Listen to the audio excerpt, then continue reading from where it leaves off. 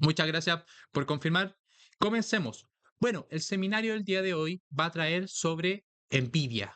Y traemos titulado Nvidia no es suficiente para Wall Street. ¿Por qué? Porque Nvidia mostró unos resultados que vamos a analizar que superaron las previsiones, pero no fue capaz para el cierre de semana de llevar y mantener los máximos históricos de los índices. ¿Por qué sucedió esto? ¿Qué es lo que está esperando el mercado? Es lo que vamos a resolver en esta presentación.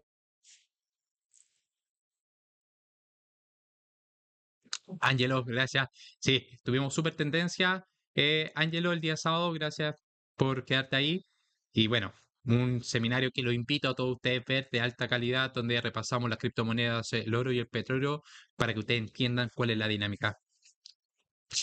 Vamos a analizar Nvidia. Entonces, chicos, recordar, para que ustedes puedan visualizar todo el contenido que hacemos en Research, ustedes les voy a desactivar mi cámara y voy a ir de manera parcial, activándola para ir conversando con ustedes. Muchas gracias a todos. Gusto de haberlos tenido el sábado. Bueno, comencemos. Está titulado esta presentación si Nvidia es suficiente para Wall Street. Es decir, cuando nosotros analizamos a Nvidia, lo que vemos es que el resultado de las acciones de Nvidia, sus subidas han representado un 25% de los beneficios totales del SP 500. Es decir, Nvidia no es solo una acción, ha impulsado a los principales índices, pero actualmente lo hemos cuestionado producto de que, hey, están corrigiendo los activos, pero Nvidia había mostrado buenos resultados. Veamos qué sucedió. Bueno, ¿cuáles fueron las noticias más importantes en torno a Nvidia y a la semana pasada? Bueno, primero, la volatilidad que vimos en los índices corresponderían al índice PMI. ¿Qué es el índice PMI? Bueno, cuando nosotros tenemos indicadores en una economía, la economía nosotros podríamos indicar, y lo que es muy conocido por todos que vemos en los noticiarios son el IPC, el PIB. El problema es que estos son indicadores que se forman con los indicadores pasados, es decir, son datos rezagados. ¿Nos sirven para entender cómo está la economía? Sí, perfecto, pero no nos sirve de gran medida como un analista para poder proyectar a futuro. Y es el arte de invertir, no solo ver cuál podría ser el escenario futuro más probable. Bueno, para eso existen también los datos PMI, que no son más que encuestas hacia los directivos de la empresa, en donde les preguntan cómo ven el mercado laboral, es decir, cuáles son sus perspectivas de contratación, cómo ven los precios de sus materias primas, cómo ve las perspectivas de la demanda, ¿para qué? Para tener una ponderación y ver si son perspectivas expansivas, es decir, sobre 50 puntos, o restrictivas sobre bajo 50 puntos. ¿Para qué nos sirve esto? Nos sirven como indicadores adelantados de cómo están viendo las perspectivas económicas y los podamos extrapolar hacia la posible actividad económica que nos traigan los indicadores rezagados. Entonces, quiero indicar los PMI, vemos que mostraron sólidos datos. De momento, los datos PMI no nos podrían hacer cuestionar un escenario de recesión en Estados Unidos. Estamos viendo gran fortaleza, sobre todo cuando hablamos del PMI compuesto, es decir, el que combina el sector de servicio y manufactura, que se ubicaba en terreno expansivo sin mostrar problemas. ¿Qué llevó esto? A reducir la expectativa de rebajada de las tasas de interés. ¿Por qué? Porque si vemos un mercado laboral y vemos un escenario de mayor actividad económica en un escenario de alta inflación, bueno, se intuye por parte de los operadores de que la Fed se tiene que concentrar en moderar la inflación. ¿Y cómo lo hace? Manteniendo la tasa de interés de manera restrictiva. También por el lado de las criptomonedas tuvimos noticias. Vimos cómo la SEC aprobó la creación de ETF al contado de Ethereum. También vimos cómo Nvidia volvió. Bueno, lo que nosotros podemos clasificar es que las burbujas no se descubren hasta que se revientan. Lo que estamos viendo en Nvidia es una expresión de los beneficios que ha tenido. Cuando ustedes vean la media de cómo ha crecido los EPS, van a ver que tiene el mismo comportamiento de la acción. Es decir, los operadores están siguiendo estos beneficios futuros y están descontando expectativas futuras, lo que sucede en cualquier negocio de Wall Street. También por el lado de Europa conocimos los datos de inflación de Reino Unido, los cuales sorprendieron al alza por sobre la expectativa, lo que llevaron a cuestionar la posible recorte de tasas para junio. Y también vemos cómo una recuperación del dólar index cuestionó el repunte del oro y del cobre. Entre las principales empresas ganadoras que tenemos acá en la gráfica, vemos cómo Nvidia fue la principal ganadora, entre los perdedores, los metales preciosos y en torno al petróleo vemos que va mal por un lado y también lo que iría bien en torno a las materias primas serían los cereales, en especial el trigo. Bueno, ahora abordemos Nvidia. ¿Qué es lo que está sucediendo con Nvidia? Mi objetivo acá es que ustedes puedan entender de manera objetiva lo que estamos viendo en Nvidia. Bueno, acá tenemos la mirada general de Nvidia, en donde vemos que tiene un market cap de 2 billones, haciendo alcista. Estamos viendo que hay un gran interés por parte de los inversores, y esto es justamente lo que yo le hablaba. Cuando nosotros miramos el ratio PER, que es el ratio que compara el precio de la cotización con los beneficios que es capaz de generar la compañía, actualmente está cotizando a un PER de 60 veces. Pero si nosotros tomamos los beneficios futuros que descuentan, el PER sería de tan solo 36 veces, lo que lleva a ver cómo se estaría moderando los múltiplos de valoración producto de esta expectativa de que pueda crecer la acción. ¿Cuáles han sido los retornos? En lo que va de año lleva una revalorización del 109%, superando holgadamente el rendimiento de los principales índices, a un mes del 30% y a un año en total 239%, en donde hemos visto que las ventas han crecido a una tasa del último 3 años del 50% y se espera que se pueda mantener de esta forma. Y también los profits vemos un aumento del 74%. Es decir, esto a incremento de los beneficios han estado en línea con las perspectivas de la acción, en donde nosotros vemos cómo el margen neto ha ido creciendo en un contexto que los beneficios netos y las ganancias igualmente han ido creciendo. Y es esto que yo les quiero decir, que los fundamentales han estado acompañando a la compañía. Dado que tuvo Nvidia, vimos un crecimiento del centro de datos de un 427%. Cuando ustedes quieran analizar Nvidia, tienen que ver el data center, esta medida que le estoy graficando ahora, producto de que este es el principal segmento del negocio que le está entregando los mayores beneficios y crecimiento, donde destaca la inteligencia artificial. Vemos que si nosotros contempláramos solo este beneficio que ha tenido el data center, ha podido absorber todos los beneficios pasados. Entonces también vemos que se incrementaron en todas sus áreas: juego, visualización profesional y automoción. Cuando nosotros vemos esto, la primera fase que tenemos acá es, bueno, el negocio ha hecho bien con los datos pasados, pero también nosotros queremos saber cómo lo va a hacer a futuro. Y para eso nos entregan el guidance, que son las previsiones para los próximos trimestres. Entonces vemos que los resultados de Nvidia ya incluyen los aumentos relacionados con el auge de la inteligencia artificial. ¿Qué queremos decir con esto? Que ya se está descontándoles, va a estar siempre centrado en que se pueda expresar en los beneficios. Entonces, ya el dato de inteligencia artificial, lo que quiero decir es que ha dejado de ser una expectativa. Se está representando en los fundamentos del negocio y esto ya no es una expectativa de que va a ser una revolución. No, está llevando a los beneficios a otro nivel, pero ahora lo que se va a empezar a matizar es, bueno, ¿cuál va a ser la tasa general en promedio que pueda adquirir Nvidia?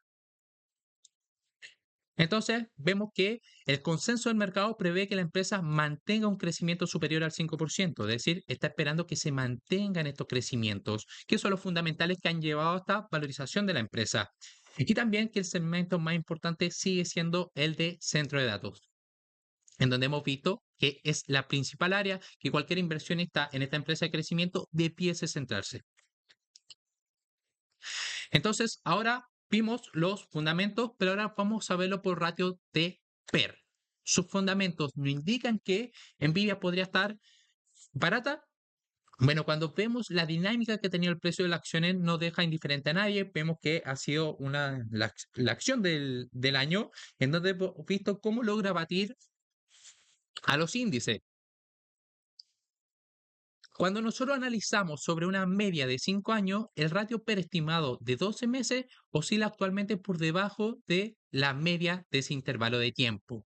Es decir, cuando nosotros comenzamos a ver por el ratio fundamental PER, vemos que se ubica bajo la media de los últimos años.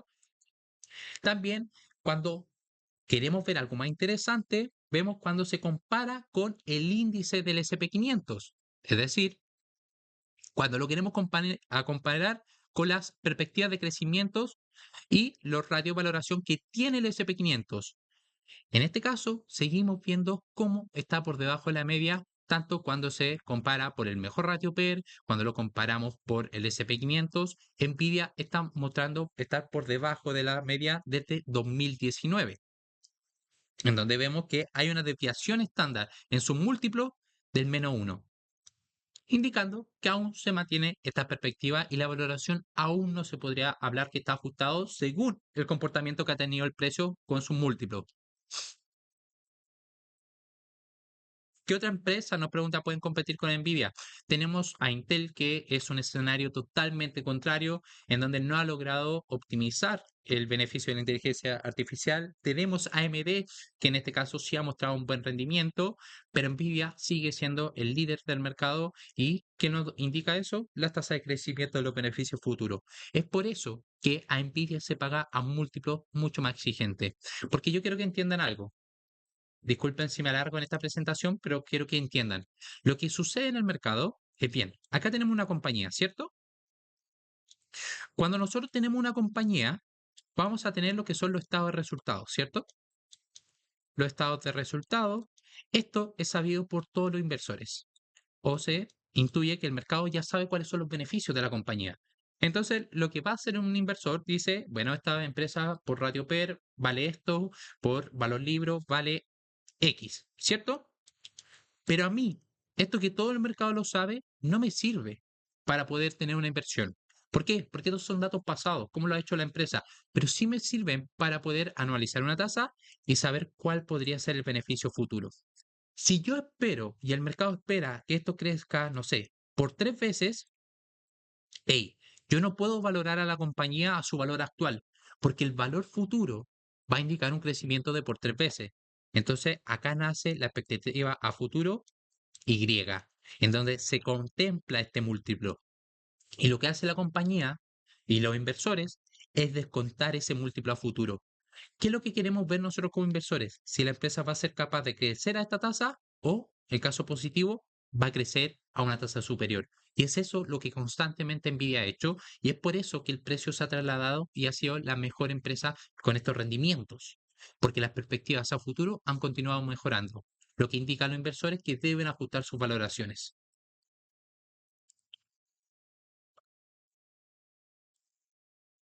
Luego, cuando vemos la capitalización del mercado de Nvidia, esto para tener un dato de poder comparar la magnitud de cuánto está cotizando las acciones de Nvidia, bueno, vemos que Nvidia es mayor que la capitalización del mercado de todas las acciones de Corea del Sur y Australia juntos.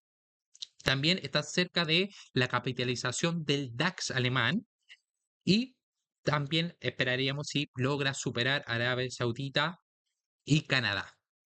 Es decir, Nvidia es esta línea roja, en donde veíamos que está bajo el mercado de Arabia Saudita, que es la línea amarilla, Alemania, que es la línea morada, Corea del Sur, que es la línea ploma, Canadá, que es la línea azul. Hemos visto cómo ha superado todas esas y ahora está buscando Arabia Saudita y Canadá. Es el potencial de cuánto se está pagando. Acá los inversores en valores cuestionarían si se está pagando tanto por estas acciones. Pero bueno, ¿cómo se determina el múltiplo? Me preguntan. Bueno, el múltiplo de referencia que tiene cualquier inversor tiende a ser el ratio PER. Acá, para ser honesto, yo tiendo a utilizar 5 métricas más para poder normalizar el precio, en la que destaco el ratio entre el Price Value Free Cash Flow. Pero ¿qué nos dice el ratio PER? Hey, cualquier ratio va a comparar dos magnitudes matemáticas para poder sacar una relación. En este caso, el precio que cotiza las acciones de Nvidia, por ejemplo, los $1000, por el valor de mercado o los beneficios por acción, en donde los beneficios, que serían los BPA o EPS, se van a restar. ¿Esto qué me va a decir? Me va a salir un múltiplo. Ese múltiplo me va a decir cuántas veces se está pagando por cada dólar de beneficio. En este caso, Nvidia, 60 veces. Pero como se espera que el beneficio sea mayor, bueno, a 2027 ese ratio cae. Y es ahí donde los inversores van tomando las decisiones. Bueno, ¿qué es lo que hemos visto en Nvidia? Mostró un crecimiento mayor que el esperado y al mismo tiempo un aumento en la expectativa futura. Es decir, no podemos negar que los resultados empresariales son buenos, pero por favor, siempre tengan en mente, la cotización del precio de una acción no es el negocio de la acción. a múltiplos y a niveles fundamentales, la compañía de Nvidia es excelente. Es una empresa que tiene este upgrade en el sector y se ha visto totalmente beneficiado y ha logrado beneficiarse de eso, pero los múltiplos que descuenta el mercado son otros factores que van a incluir. Es por eso que el inversor de valor, que cuando cae las acciones, hey, ahí ve un momento atractivo. Este tipo de acciones que están en un escenario de crecimiento se conocen como acciones de momentum.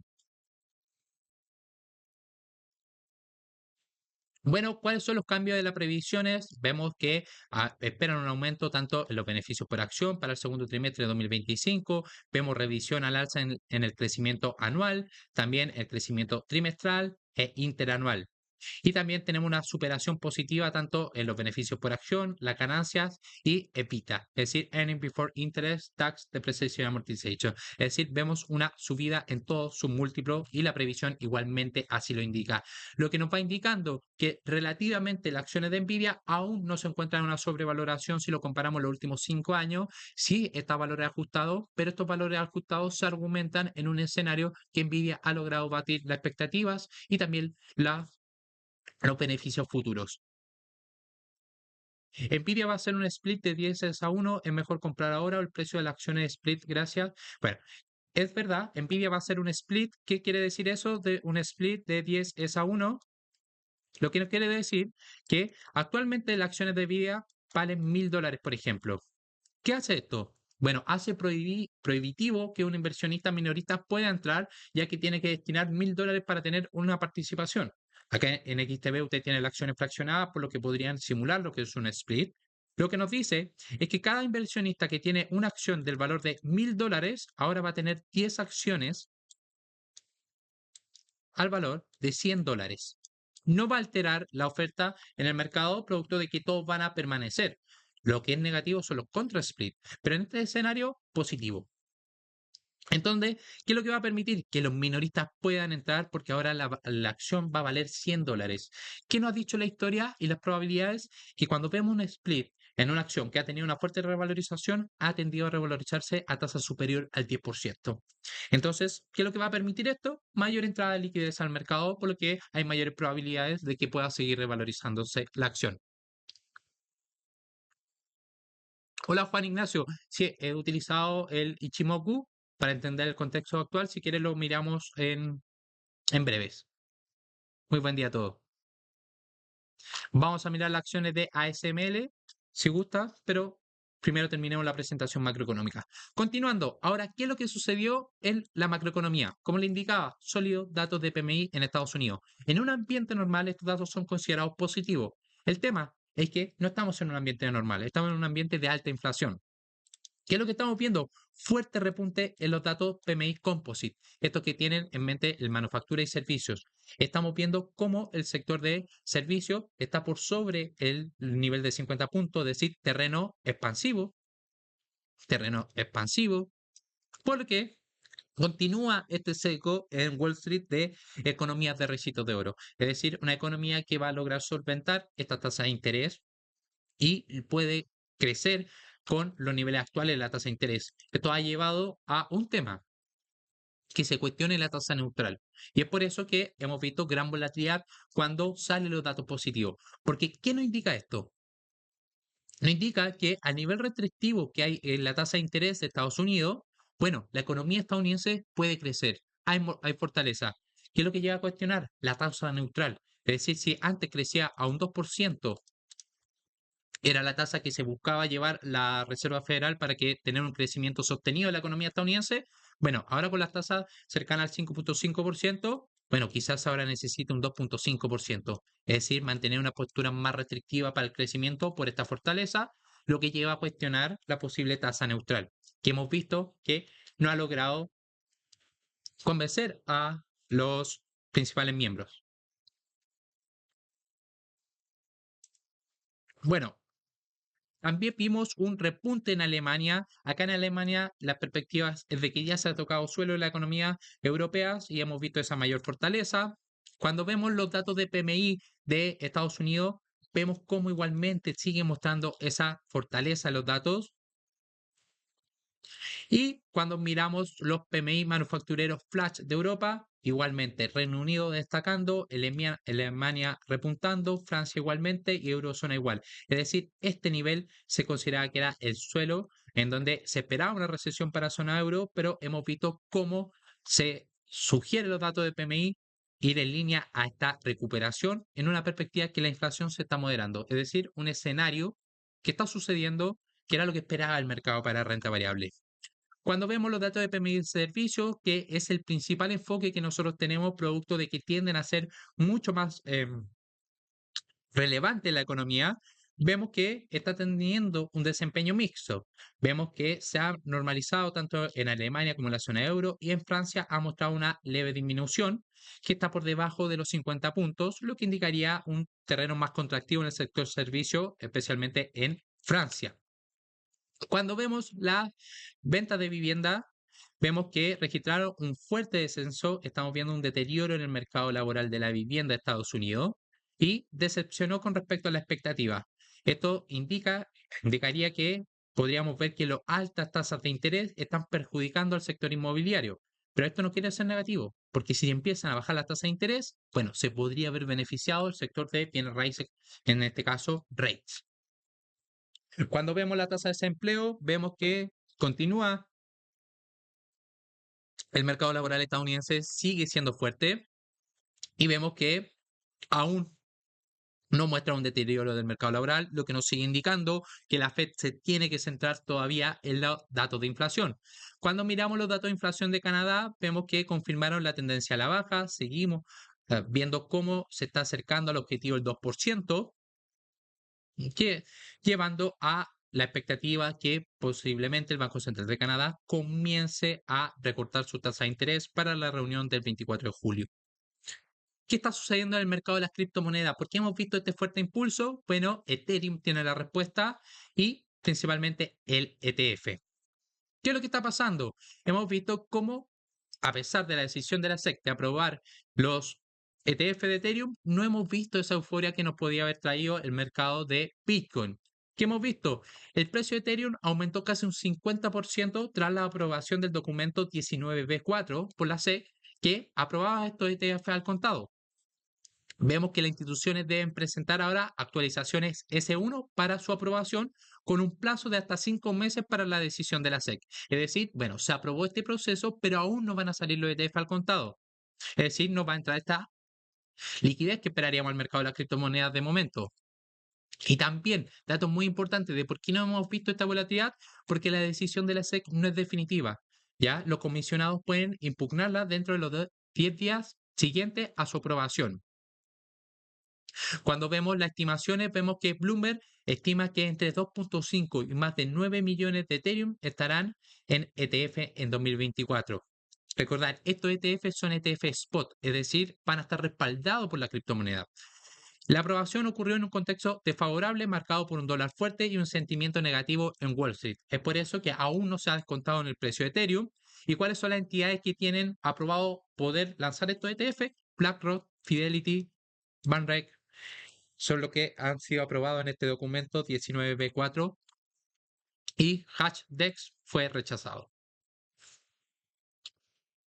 Entonces, ¿qué es lo que está pasando con las altcoins? Otro escenario que buscan también los inversores. Vemos que en 2024 Ethereum ha tenido un gran comportamiento con un rendimiento del 60%, superando considerablemente cuando lo comparamos con el Nasdaq. Este fenómeno ha sido típico en ciclos anteriores, donde el declive dominado en Bitcoin ha impulsado la demanda de Ethereum. Es decir, cuando comenzamos a ver una debilidad de Bitcoin, tiende a beneficiarse también Ethereum. Y ahora, ¿qué está sucediendo con las materias primas? Bueno, vimos que el discurso moderado de Jerome Powell, presidente de la Reserva Federal, tras la reunión de mayo y la falta de sorpresa en la lectura de inflación de abril provocaron debilidad del dólar, apuntalando a Wall Street a las criptomonedas. Sin embargo, ahora está cambiando. Lo que estamos viendo es que los datos actuales que ha mostrado Estados Unidos siguen siendo bastante mixtos. Tuvimos una fuerte sorpresa en los datos de PMI, lo que le siguieron caída bastante fuerte en la expectativa de recorte de tasa de interés. Es eso lo que se ha estado cuestionando ahora en el mercado. ¿Esto qué ha llevado? A que el oro caiga de su máximo histórico, teniendo ese movimiento correctivo que esperábamos. debido a la fortaleza que ha mostrado el dólar index y también el rendimiento de los bonos. ¿Cuál va a ser un periodo clave? El periodo de verano para el oro. Si los datos que entren en verano de Estados Unidos justifican un recorte de la tasa de interés, podríamos seguir viendo un mercado alcista en el mercado del oro. Caso contrario, podría continuar estas correcciones. Acá en la gráfica, lo que nosotros estamos viendo es cómo se compara el precio del oro contra los rendimientos, las perspectivas de recorte de cara de diciembre y septiembre de 2024. Al caer las expectativas, estamos viendo cómo ahora se está alineando el oro con su fundamental. ¿Por qué esto sucede? Ustedes me pueden decir, hey, pero esto hay una divergencia. Sí, porque esta divergencia donde veíamos que las probabilidades de recorte caían mientras el oro subía, responde a una prima por riesgo a los eventos geopolíticos. Al no existir esa prima por riesgo, bueno, ahora vienen los fundamentos que son las perspectivas de recortes, en donde vemos que están volviendo a tener la correlación que tenían anteriormente. Y cuando vemos la estacionalidad del oro, vemos que está en línea con el mejor comportamiento del precio en los últimos 5 años, pero puede significar que se avecina un momento de incertidumbre. Pero cuando los datos de inflación muestren una desaceleración, será posible que haya más ventajas para el mercado del oro. Si vemos la parte de estacionalidad, vemos que aún hay potencial para que pueda ganar hasta un 30% en los próximos 6 meses aproximadamente el valor del oro. Y también cuando miramos el oro con su prima, la plata, vemos que también ha caído, pero es posible que se produzcan nuevas caídas si queremos experimentar un nuevo mercado alcista en los metales preciosos. ¿Qué ha sucedido con el cobre? Bueno, hemos visto que la caída en la existencia del cobre han impulsado principalmente los precios del cobre. Veíamos cómo principalmente las principales fundidoras están reduciendo la oferta para mantener un precio del cobre más atractivo, un precio del cobre más estable. Bueno, efectivamente es lo que hemos visto, pero actualmente no hay un exceso de demanda que puedan argumentar que continúe este repunte en el precio del cobre. Lo que principalmente argumenta este repunte en el cobre son las preocupaciones en torno a la oferta. También las posiciones largas aumentaron considerablemente, lo que llevó a que las posiciones netas se situaran en la zona de sobrecompra y actualmente lo que estamos viendo en el mercado del cobre es una toma de beneficio natural de un fuerte movimiento al alza que ha tenido. También, como indicábamos al comienzo, alta inflación en Reino Unido reduce la posibilidad de recorte de tasa de interés. Veíamos cómo la tasa general se ubicaba por sobre la previsión, lo que ha llevado al mercado a descontar esta posibilidad de ver recortes en junio, lo que está cuestionando al BOE de poder seguir esta política monetaria de flexibilización que se esperaba. Entonces, cuando miramos los datos de IPC, veíamos esta caída cercana al 2%, alcanzando el objetivo cercano al 2%. Estamos viendo que está en un 2,3%, pero vemos que la caída es ligeramente más lenta que esperaba el mercado, pero sin embargo la tendencia continúa siendo bajista para la inflación. Y también cuando vemos que la caída de Japón aún no cuestiona la subida de las tasas de interés para Japón. Lo que vemos es que la inflación continúa moderándose. El objetivo que tiene es tener una tasa de inflación estable Japón al 2%. Vemos que la inflación se situó por debajo de la previsión. Sin embargo, aún el mercado no está descontando que se puedan ver alteradas las perspectivas de subida de tasa de interés, producto de lo que hemos visto en torno a el tipo de cambio de Japón. Y finalmente, ya terminando la parte macroeconómica, lo invito a dejar sus preguntas y ya nos vamos a la station. Gráficos. Tenemos el Goldman Price de Goldman Sachs, lo que nos indica lo que están haciendo los institucionales, los clientes más selectos de Goldman Sachs. ¿Qué es lo que estamos viendo? Estamos viendo que los fondos de cobertura han mostrado una reciente cautela vendiendo acciones estadounidenses al ritmo más rápido desde enero, es decir, los hedge funds están siendo vendedores de eh, acciones estadounidenses y también indicaba mayor comprador del oro. Y lo que está buscando los hedge funds es que aún el ambiente macroeconómico está siendo desafiante y la volatilidad del mercado específico indican una expectativa de mayor incertidumbre en el futuro próximo. Cuando miramos India, ¿qué estamos mirando en India? Vemos que ha aumentado un 2% el principal índice de Nvidia, de India, disculpen, cotizando a un ratio PER de 23 veces. lo que el mercado estaría costoso actualmente. Acá está la valoración de India. Seguimos viendo un aumento de la volatilidad, pero vemos que la propiedad extranjera sigue estando en el nivel más bajo en los últimos 11 años. También, ¿qué es lo que estamos viendo? Un cambio en los fondos mutuos, en lo que están ponderando más la inversión en India que en China, en donde vemos que los fondos mutuos están cayendo en la exposición a China y en India continúa aumentando. También en Europa, le indicábamos, veíamos un escenario de mayor fortaleza al corto plazo en Europa, que es lo que estamos viendo, la primera entrada de capitales a la zona euro. Estamos viendo cómo también la zona euro a nivel de efectivo se ha visto perjudicado en torno a Asia-Pacífico, mercado emergente y Estados Unidos, lo que podría indicar una vuelta de entrada de liquidez al mercado europeo. Y estos argumentos siguen apuntando a que la fortaleza de la economía europea podría haberse beneficiado al corto plazo y cuando miramos las valoraciones, aún se ubica por debajo de la media con un 13.6 veces, indicando que aún podría haber margen para que estas acciones continúen al alza.